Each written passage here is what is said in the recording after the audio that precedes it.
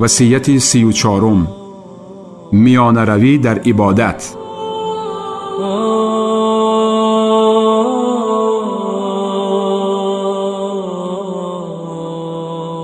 از انس پسر مالک رضی الله تعالی عنه روایت است که 3 نفر به خانه از خانه‌های همسران پیغمبر صلی الله علیه و سلم آمدند و از عبادت پیغمبر صلی الله علیه و سلم پرسیدند.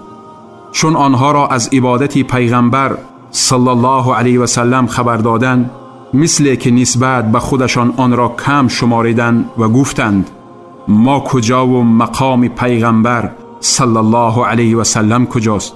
خداوند گناه گذشته و آینده پیغمبر صلی الله علیه و سلم را بخشیده است.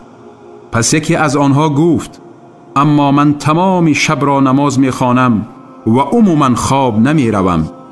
نفری دویمش گفت من تمام سال روزه می گیرم و عموما افطار نمی کنم.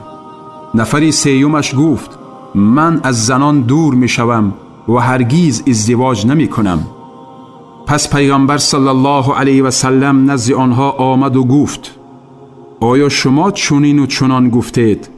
سوگند به خدا من از شما بیشتر ترس و تقوا از خدا دارم، ولیکن روزه می گیرم و باز افطار می نمایم، نماز می گذارم و خواب می نمایم و ازدواج می نمایم.